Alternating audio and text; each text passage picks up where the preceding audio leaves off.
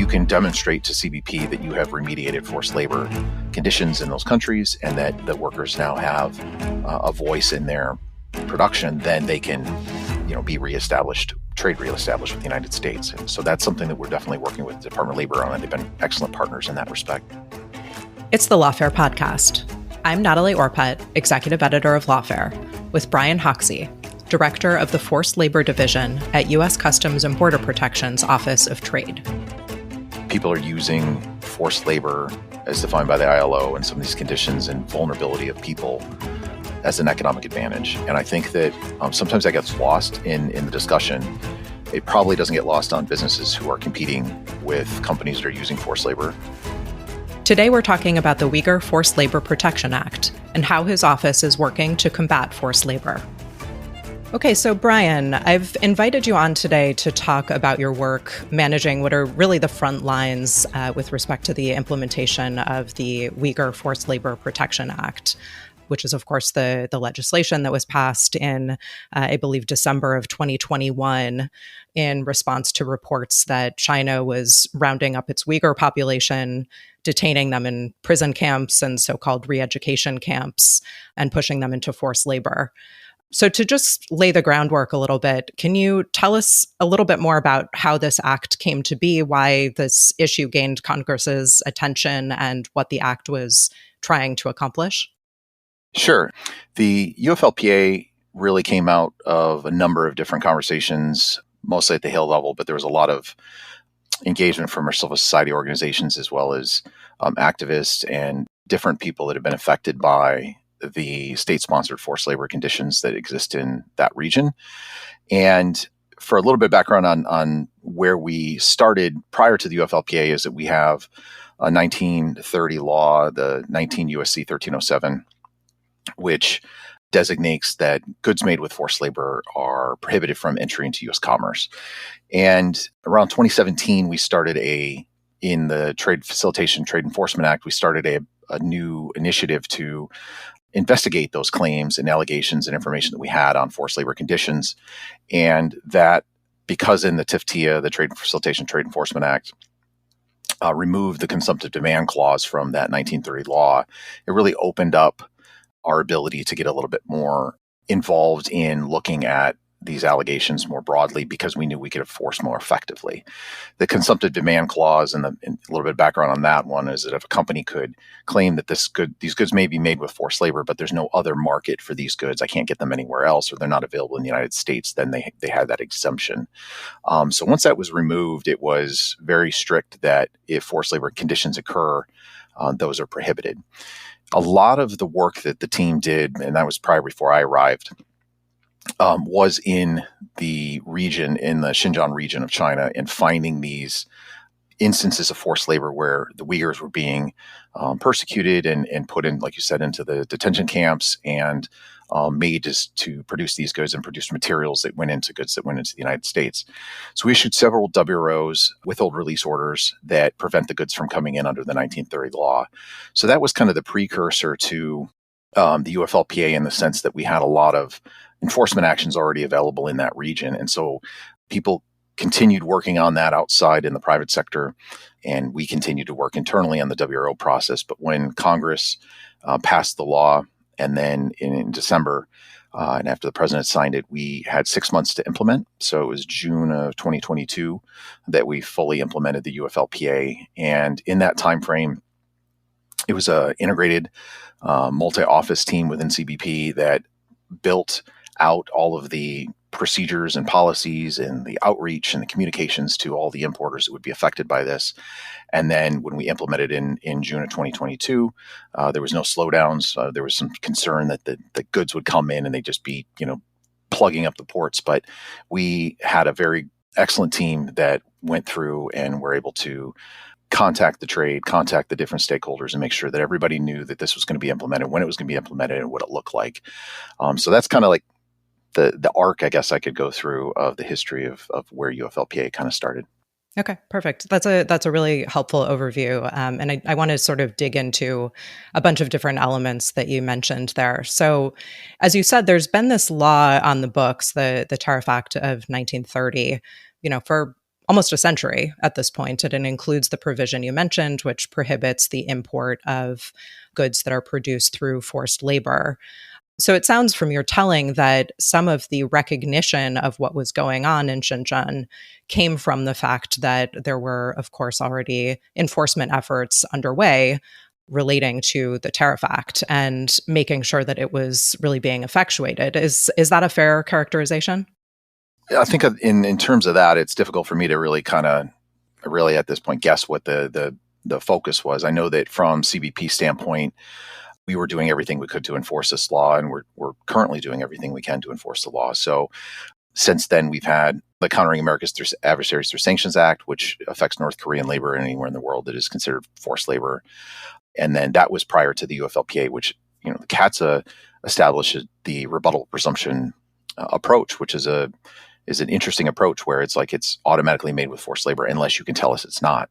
So it's a different approach to enforcement. I think that thinking about what other, what considerations went into the law and what people were trying to effectuate to see how well it was, if it was effective or other ways to approach it it was before my time, but also I'm here to make sure that I implement it the best I can. And so that's really where our focus is, to make sure that we're the most efficient and effective at implementing all three laws that all tie to the 1930 Tariff Act.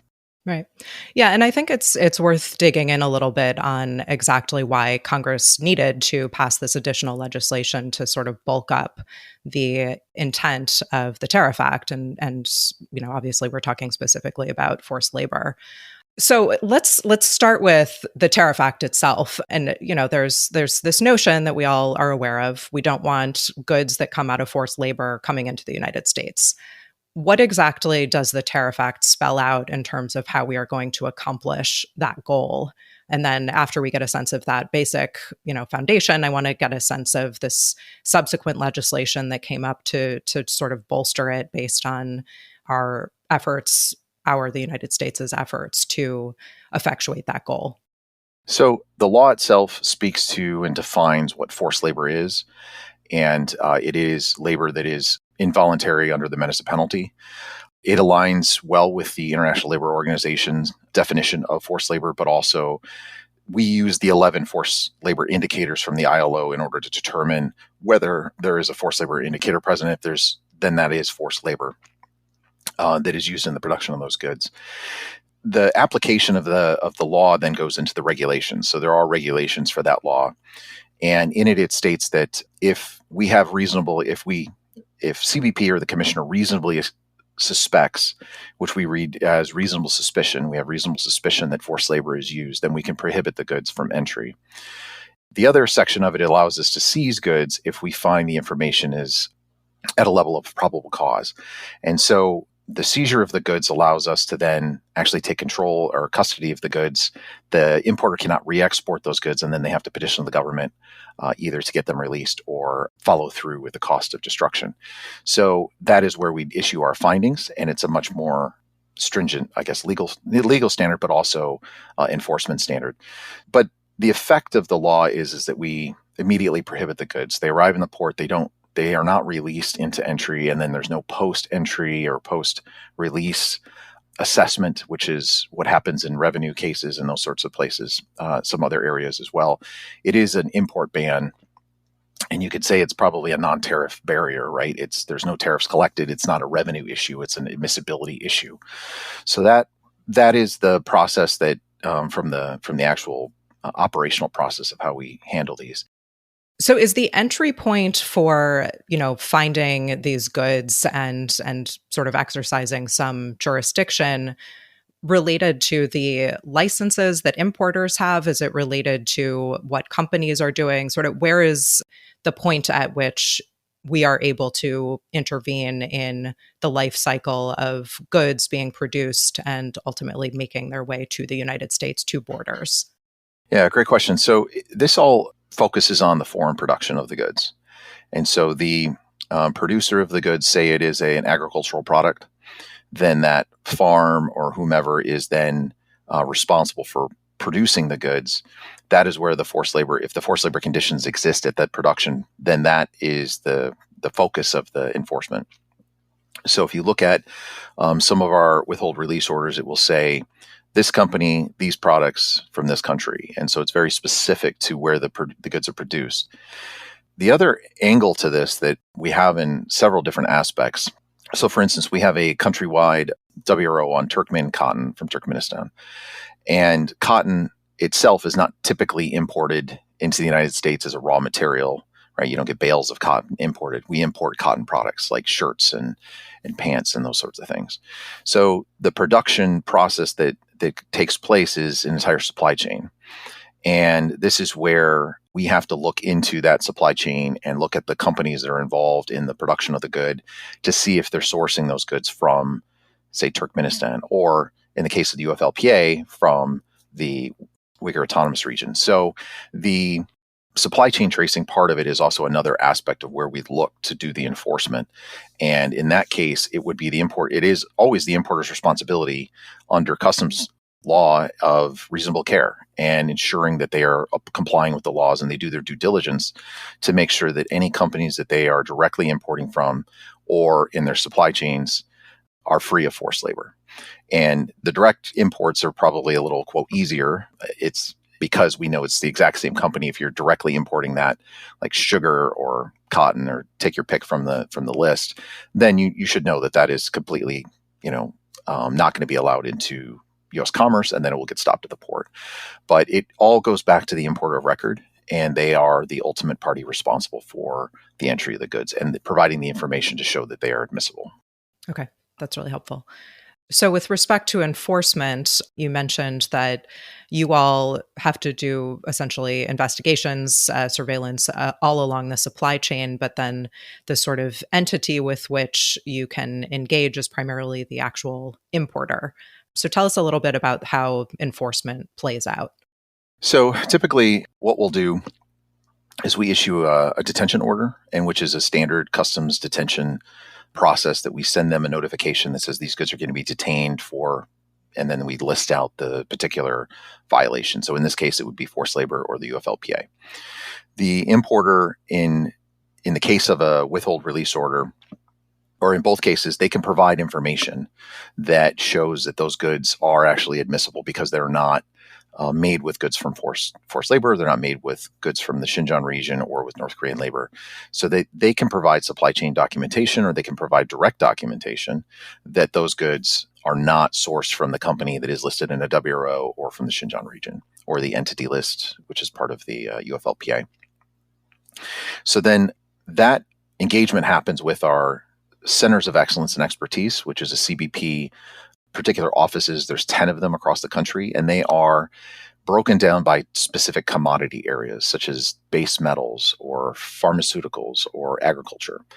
And those teams have very specific knowledge about that industry. They know about the accounts that they typically work with, and they will work directly with them on those particular goods, and they know the information that they're looking for.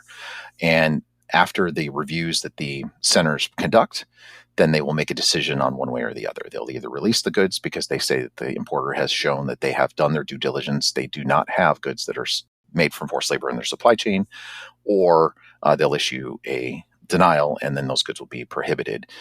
There are other processes after that are standard custom processes, so they can protest that decision, and then they can obviously go to the Court of International Trade if they believe that if they are still in the right and they believe that CBP is incorrect. So there is a due process portion to that after we make those decisions. But the centers are very good at what they do in working with the different importers and ensuring that they are compliant and that they are timely in responding to those. And they've been very timely in responding to an enormous amount of work, I have to say, from the forced labor standpoint. But that is typically the general process of how the enforcement plays out. Okay, great.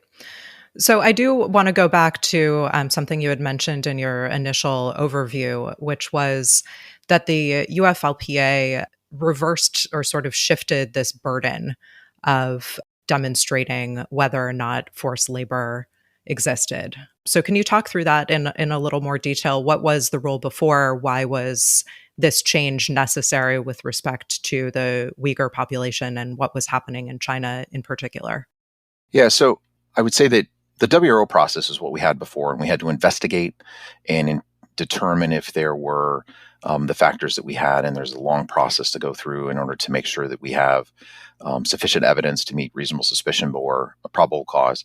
And so it was upon the onus was upon CBP to focus on doing the investigation to determine where the forced labor conditions occurred, and then notify the trade that these goods are prohibited because we have evidence that shows that the forced labor is involved.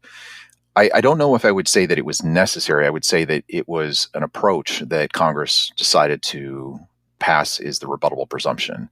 So we kind of refer to this as a guilty until proven innocent kind of approach, but that was established with the CATSA, the Countering America's Adversaries Through Sanctions Act, and then they carried that over to the UFLPA. And the UFLPA is on a timeline. I think it's a 7-year, has to be renewed. So like I said, we'll continue to implement this and determine how well and how effective this is from an enforcement standpoint.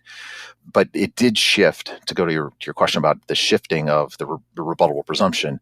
Now it's an entire region that is, if any goods are produced wholly or in part, which is from the 1930 statute, from that region, now it is prohibited. So then it really focuses the burden of proof, or the burden of showing that these goods are admissible, to the importer. They need to conduct their due diligence. They need to find, because they're going to know their supply chains better than anyone, right? They're going to know that these are the people I buy from, and I need to go down through the different tiers of my supply chain and ensure that there's no forced labor. And I will give them credit. The industry has definitely taken this to task, and we've seen a lot of companies that have been able to really provide the documentation we're looking for and get ahead of this and ensure that their supply chains are clean. So it's a different approach. Like I said, I don't think it's not a, the old way was bad, and we're still doing the old way, if you will, or not as effective. But this was a solution that Congress designed and built, and we're going to implement it to the best we can. I had read that one of the justifications that Congress had, or the need that it sort of identified for shifting that burden, was the fact that it's so difficult to investigate in Xinjiang, for example, in some of these other regions, that despite whatever best efforts you all might have to enforce the rules and investigate, reports that you may get of forced labor, that if you're just not able to get there to really figure out whether accusations of forced labor are accurate, it makes your jobs very difficult. And so the shifting of the burden, as you said, sort of kicks it over to those who know their supply chains the best, which is the companies themselves. Does that ring true with you? Yeah, it's and one of the things, this is not a secret, that the Chinese government has been controlling information out of China for a long time, and I think that that's a challenge that some importers have been having. But it is not a reason for us to allow goods to come in if you're unable to obtain the documents or the documentation that you need to show your supply chains are clear. If they do go through China, but maybe they don't touch Xinjiang, that would be admissible.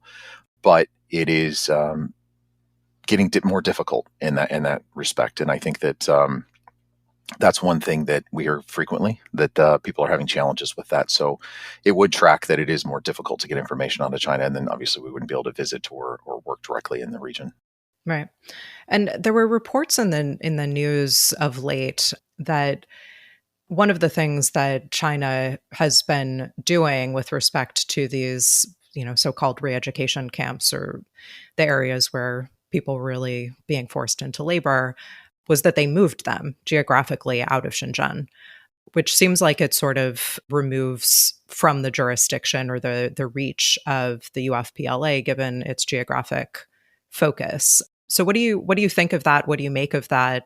Yeah, that we see that. And for us, it is, I didn't talk too much about the UFLPA in terms of enforcement, but let me give you a little context for this. So if CBP has direct information, or information that shows that the goods are coming directly from Xinjiang, like they're exported from a company in Xinjiang, we have the address, we have all the information, that's going to be immediately excluded. We will apply the presumption it's not permitted in the United States.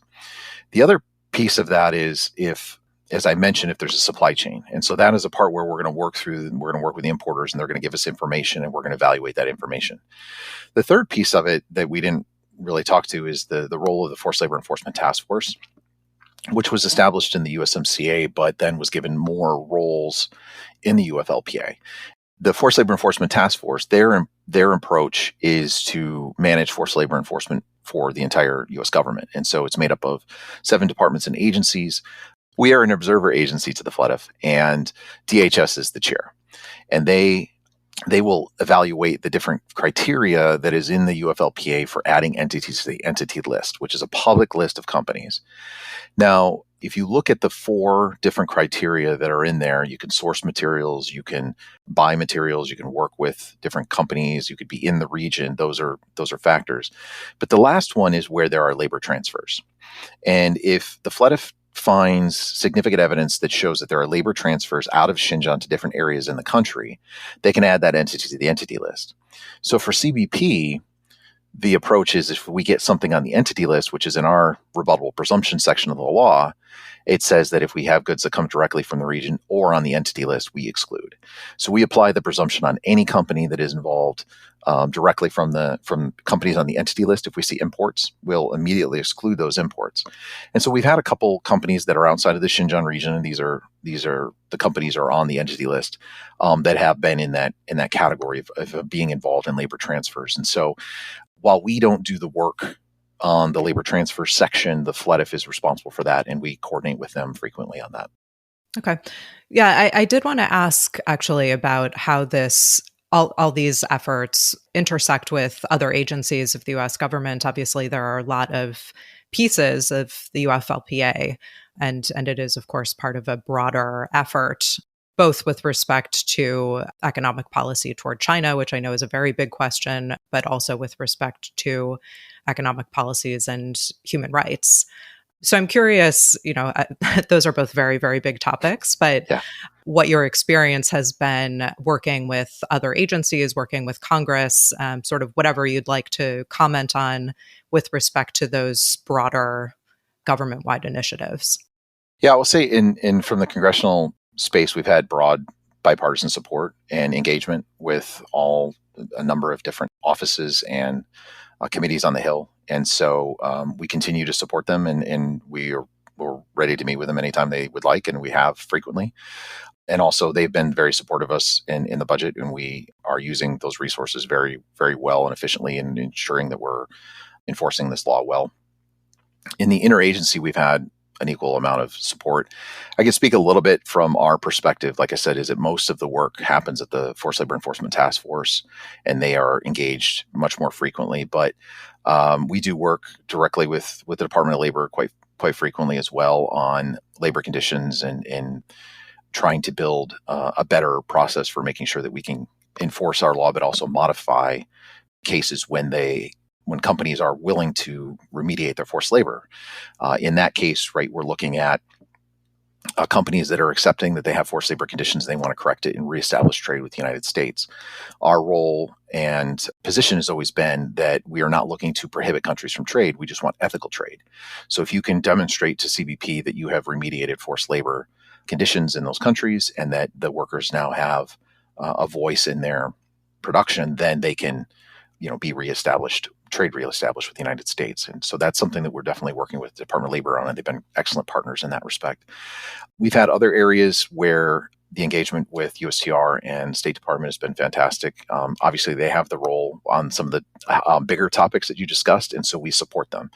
We are in a trade enforcement, that is our role, but we are willing to work with all the other agencies and departments out there to support the U.S. government's positions.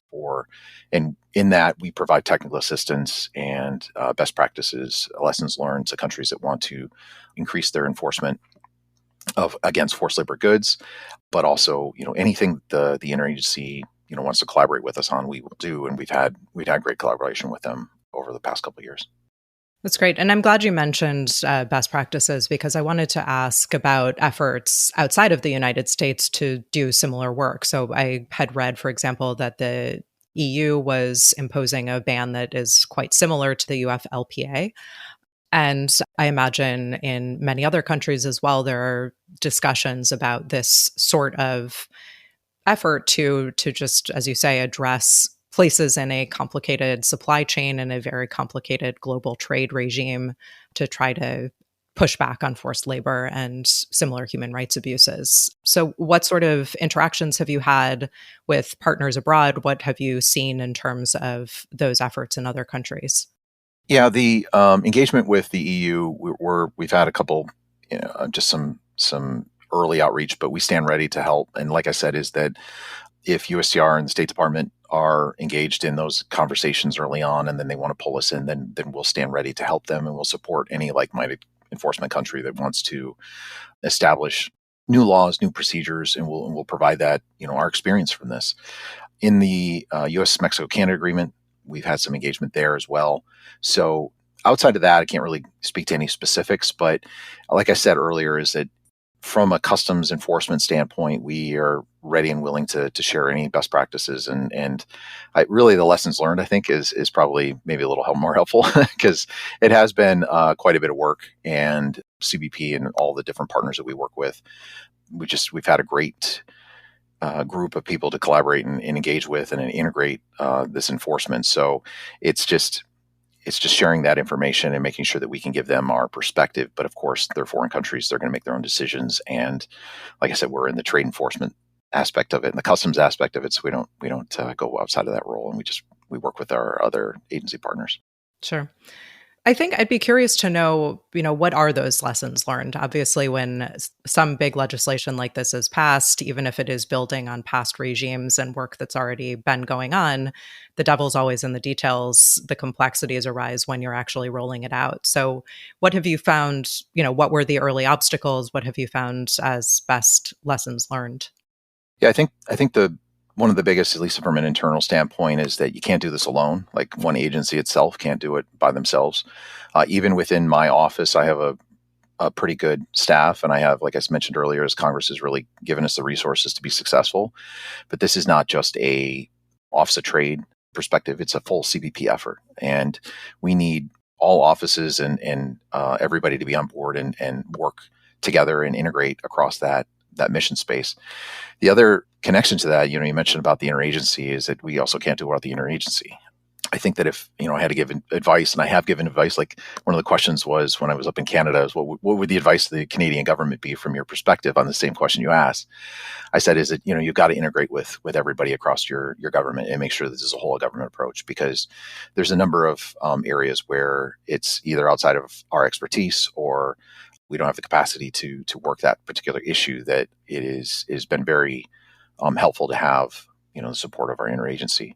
I guess another lesson learned on this one is really engaging the trade early and making sure that we have good engagement with businesses and the importers. And we've done hundreds every year. I would say last year we had 300. Before that, we had 500. This year, we're probably going to be around 300 again of engagements with different stakeholders and sharing information, making sure that they understand what the law means, how it's applied, answering questions, providing them information and guidance.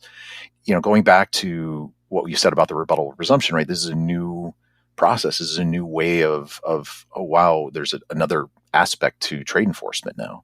And so making sure that they're aware of what the changes are, how it's going to affect their business models, making sure they understand what the effects of a potential enforcement action are, has been really essential. And on the flip side is getting feedback from them, trying to understand what they're experiencing, looking at ways that we might be able to help on the facilitation side, because CBP has a dual role, right? We have to enforce the trade laws, but we also want the good stuff to get in unfettered, because we don't want to slow down trade because it overall affects our economy. What has been your sense of the impact this has had on companies? I mean, I know this is a bit of a rolling target because, of course, they had previous obligations to do due diligence in their supply chains, for example.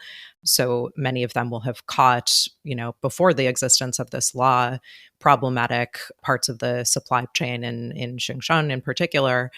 But did it turn out that companies did have to take a lot of action? Were they needing to move business around? To the extent you have a sense of that, I'd just be curious what this looked like from the company's perspective. I don't know if I have really the inside knowledge on where it'd be appropriate to share that, but I think like I said earlier, what we are seeing is that people are able to comply, that they have been able to show up with the documentation when necessary. I think that our engagements with companies has been very good, and that we've gotten a lot of feedback from them and understanding. And I think that, like we said, is the engagement is really key. So we have seen, compliance and eagerness to comply. And I haven't met a company yet that isn't completely lockstep on this and saying, we don't want forced labor in any of our stuff, and we want to make sure we're doing this right. So we will help where we can and provide guidance where we can, and get feedback, and continue to make this law the implementation as efficient as possible. What do you think the future is going to look like for this? It seems like reporting from China suggests that this problem is not going to go away anytime soon from their perspective. But what is going to be the future of the usefulness of this sort of legislation and this act in particular? I think the big thing is we don't see this changing because of the impact that it has on U.S. businesses. I think that there's obviously a huge ethical concern here, right? We're looking at people are using forced labor as defined by the ILO and some of these conditions and vulnerability of people as an economic advantage. And I think that sometimes that gets lost in the discussion. It probably doesn't get lost on businesses who are competing with companies that are using forced labor. So I think that, from that perspective, it's interesting to just make note of it, is that it's not so much, it's ethical trade that we're looking for, which means fair ethical trade, right? And when people are being paid less, when they're not being paid at all, when we're in conditions where a company can benefit from that, there is the economic impact to our producers. And that is not unlike, a lot of our other trade enforcement programs that we have that make sure that we have a fair playing field for our businesses and our manufacturers that can compete. And I think that, that's one area where we see come up again and again on this one. And so just that's one area I would want to note. I guess another area I would note is that for the future of where we're headed, I think that, in the next year, we're looking at continuing to enforce in our WROs and our findings. We've been really working hard on that one most recently, and we have issued 2 actions in the past couple months, and one actually 2 days ago. So we issued a finding 2 days ago, and we're going to continue that work. That is still important, and we're going to strengthen that process. Our engagements are going to continue, and companies should continue to reach out to our different trade relations offices and others that can help us continue to engage with the public and the trade, and we're willing to do that. We're also looking at the information that we provide on our website. I've been told that it's pretty good, and we want to make it better. So we want to continue providing guidance and make sure that people can get to the information that they need.